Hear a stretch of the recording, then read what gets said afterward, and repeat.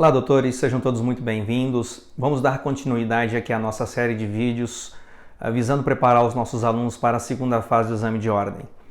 E eu quero tratar com vocês hoje sobre a resposta à acusação. Vejam só, vou tratar nesse vídeo aqui de alguns aspectos mais importantes. Não estou esgotando a matéria, até porque não há tempo para isso e até porque o vídeo ficaria muito longo, tá certo?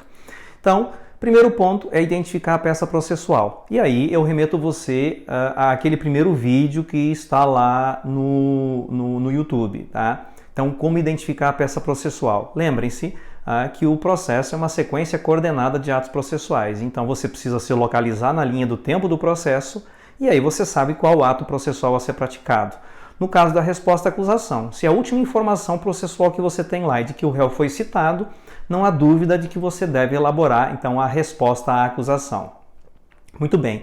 Para quem que você vai endereçar a sua peça? Sempre para o juiz que determinou a citação do réu.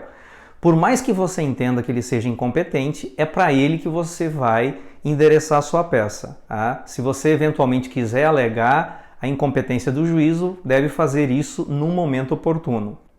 Qual é o fundamento legal? Partindo do pressuposto que nós estamos trabalhando com rito comum, ordinário ou sumário, doutores, a fundamentação legal é o artigo 396 e o 396-A do Código de Processo Penal. Lembrem-se que se for procedimento especial, como no caso do rito do júri, a fundamentação é outra. Outro ponto importante que você tem que ter em mente é a questão do prazo. O prazo da resposta à acusação é 10 dias a contar da citação do réu. E como é que eu conto esse prazo, Jair? Levando em consideração as regras do artigo 798 do Código de Processo Penal, ou seja, você exclui o dia do começo e inclui o dia do vencimento. Lembrando que o prazo ele nunca pode começar a contar num dia sem expediente forense e terminar num dia sem expediente forense.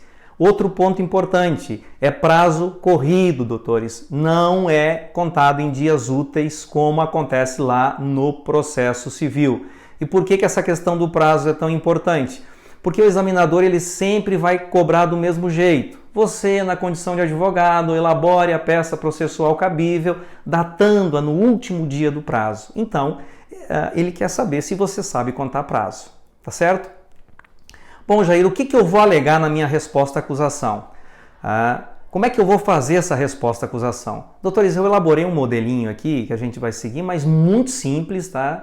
Muito simples e bem objetivo, só para ilustrar como é que nós vamos organizar as nossas ideias. Então, olha para a tela aqui. Então, começamos lá com o endereçamento. Você já sabe como são as regras em relação ao endereçamento. O parágrafo preambular contendo aqui a fundamentação e o nome da peça que você está elaborando. E aí nós temos aquela divisão clássica, fatos, direito e pedido. Tá? Vamos tratar cada um deles separadamente. Então, olha para mim aqui. Em relação aos fatos, doutores, não copie o problema, tá? E também não invente dados. Se limite a narrar os fatos processuais, que na resposta à acusação são muito simples, doutores. Trata-se da denúncia, do recebimento da denúncia, a determinação para a citação do réu e a citação do réu que ocorreu na data tal. Pronto, doutores, 1 ou 2 parágrafos no máximo. Então, não perca tempo e nem espaço com elucubração em torno dos fatos. Entenderam o que eu falei? Muito bem. Apresentados os fatos, nós vamos trabalhar agora com a parte do direito, que é a parte mais importante da nossa peça processual e onde o examinador vai verificar se você tem conhecimento jurídico, certo? Então, a parte do direito, doutores, você tem um foco, você tem um norte. E qual é esse norte? Uma daquelas hipóteses de absolvição sumária do artigo 397 do Código de Processo Penal. Então, o 397 ele te dá 4 possibilidades que provocam absolvição sumária. Só que aqui eu quero chamar a atenção de vocês para um seguinte detalhe. Tá? Então, você vai ter lá o inciso 1, que diz respeito às excludentes de ilicitude, o inciso 2, que diz respeito às excludentes de culpabilidade salvo a inimputabilidade, o inciso 3, onde nos diz que o fato não constitui infração penal, e o inciso 4, quando estiver extinta a punibilidade. É nesse inciso 4 que eu quero começar aqui a discutir. Pessoal, vejam só, as hipóteses que provocam a extinção da punibilidade estão elencadas lá no artigo 107 do Código Penal. E em matéria de resposta à acusação, normalmente é cobrada a questão da prescrição. Então, a prescrição ela não provoca absolvição sumária. Portanto, quando houver qualquer hipótese extintiva da punibilidade, você vai alegar ela em preliminar. Tá? Se não houver qualquer análise de matéria preliminar, como extinção da punibilidade, ou nulidade, ou rejeição da denúncia, ou alguma prova ilícita, então você vai trabalhar só com aquelas 3 primeiras teses. Agora, se houver alguma preliminar, como é que você vai fazer a divisão da parte do direito? Então, olha para o modelo aqui. Nós vamos dividir em preliminares, nós vamos dividir em mérito. O que você vai alegar nas preliminares e o que você vai alegar no mérito? Então, claro, já falei para vocês aqui. A primeira situação que você vai arguir em preliminar é a causa extintiva da punibilidade e normalmente diz respeito à prescrição. Pô, Jair, mas prescrição é difícil. Doutores, o examinador ele deixa claro para você quando ele quer que você alegue a prescrição, te dando informações básicas, como, por exemplo, a data do fato, a idade do autor na data do fato, ou, para dificultar, ele coloca a data de nascimento do autor e quer que você faça esse cálculo, e ele vai colocar lá no seu problema a data do recebimento da denúncia, que é o marco interruptivo da prescrição. Essas são informações concretas de que ele quer que você alegue a prescrição como causa extintiva da punibilidade. É claro, existem outras formas, mas essa aqui é a mais recorrente. E quando cair prescrição, claro, você vai alegar ela em preliminar, apesar dela estar no inciso 4 do artigo 397 do Código de Processo Penal. Outras situações que podem ser alegadas em preliminar, a rejeição liminar da denúncia com base numa daquelas hipóteses do artigo 395 do Código de Processo Penal. Então, a inépcia da inicial, porque falta algum requisito do artigo 41 do CPP, a falta de pressuposto processual ou condição da ação, ou, eventualmente, falta de justa causa, que é justamente o lastro probatório mínimo acerca da materialidade e da autoria do crime. O que também você pode alegar em preliminar? Eventual nulidade, aquelas elencadas lá no artigo 564 do Código de Processo Penal. E um exemplo que já caiu em resposta à acusação é você alegar a incompetência do juízo, que está lá no 564, inciso 1 do CPP.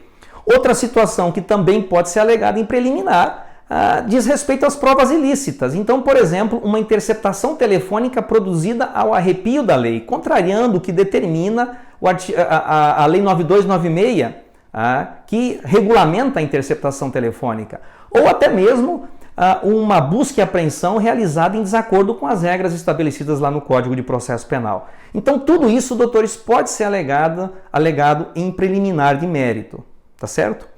E aí, no mérito, sobrou o quê? Os incisos 1, 2 e 3 do artigo 397. Então, começando lá pelo inciso 1, causa manifesta de excludente de ilicitude. Ora, pessoal, aí, legítima defesa, estado de necessidade, estrito cumprimento do dever legal e exercício regular de um direito. Ou seja, teoria do crime na veia, meu filho. Então, você vai ter que pegar e rever essa matéria todinha. Não tem outro jeito de você desenvolver alguma tese defensiva que se sustente sem saber teoria do crime. O inciso 2 e o inciso 3 corroboram o que eu acabei de falar. Então, causa manifesta de excludente de culpabilidade salvo inimputabilidade. O que você vai alegar? A inimputabilidade em razão da menoridade do agente, a inimputabilidade por conta da embriaguez completa ou proveniente de caso fortuito ou força maior. Você pode alegar a inexigibilidade de conduta diversa, que diz respeito à coação moral irresistível e à obediência hierárquica. Você pode também alegar a falta da potencial consciência do caráter ilícito da conduta, que é o erro de proibição. E no inciso 3, doutores, no 397, inciso 3, o fato não constitui crime. Aí, pessoal, é a ideia de fato típico mesmo. Então, quais são as hipóteses que você pode desenvolver? Quais são as teses que você pode desenvolver para excluir o crime? Então, você pode trabalhar com a ideia de crime impossível, lá do artigo 17, do CP, você pode trabalhar com o erro de tipo, que já caiu várias vezes em matéria de resposta à acusação, a falta de tipicidade material, que diz respeito ao princípio da insignificância, o princípio da adequação social, a ideia de consentimento do ofendido. Todas essas hipóteses, elas excluem o crime. Portanto, doutores, é direito penal parte geral. Não tem para onde você correr, vai ter que estudar essa matéria. Tá certo? Bom, então é isso que você vai alegar em tese aqui, que você pode alegar, são situações que você pode alegar na sua resposta à acusação, na parte do direito, tanto em preliminar quanto na sua defesa de mérito. Lembrando, o examinador, na parte do mérito, sempre vai cobrar uma ou mais de uma dessas 3 hipóteses previstas aí no artigo 397, inciso 1, 2 e 3. Tá certo, pessoal? Encerrando a nossa peça, nós vamos elaborar agora o pedido. E o pedido, pessoal, ele tem que ter correlação com a parte do direito. Então, aquilo que você alegou no direito, você tem que pegar e requerer no pedido. Se você desenvolveu uma única tese aqui no direito, você vai ter que fazer esse requerimento na parte do pedido. Se você dividiu o seu direito em preliminar e mérito, é claro, você vai ter que fazer essa divisão do seu pedido também em preliminar e mérito, porque tem que ter uma correlação e tem que ficar didático. Então, um exemplo que eu coloquei para vocês aqui na tela, doutores, vejam só. Aqui eu fiz a divisão em preliminar e fiz a divisão na parte do mérito. Claro, em preliminar, então, você vai, se tiver, você vai requerer, por exemplo, a extinção da punibilidade, você vai requerer a decretação da nulidade por conta de alguma daquelas hipóteses do 564, a ilicitude da prova, tá certo? Então, de acordo com aquilo que você elaborou no direito.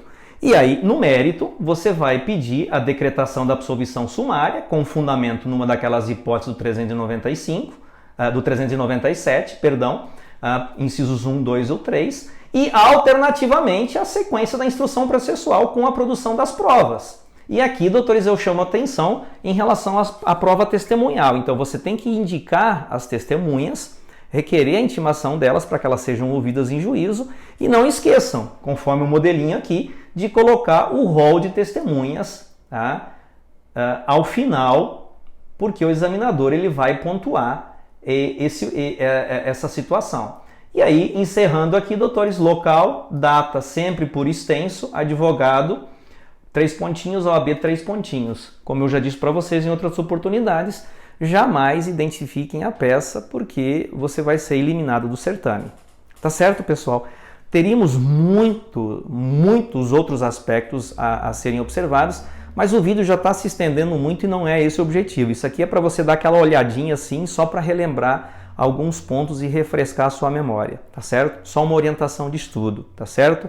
Lembrem-se, direito penal parte geral na veia. Não existe tese defensiva que não passe pela parte geral. Então, revisitem essa matéria a todo momento, tá certo? Eu espero que esse vídeo contribua, doutores, aí na preparação de vocês. Se você gostou, tá? Vai lá, curte o vídeo, se inscreve no meu canal, tá? Vamos aumentar os nossos inscritos. Ativa o sininho para receber as notificações, até porque daqui uns dias já está saindo um vídeo sobre a elaboração dos memoriais, tá certo? Também visando a nossa preparação. Ok, gente? Tamo junto, grande abraço, foco nos estudos, a aprovação vai ser certa, tá certo? Até mais!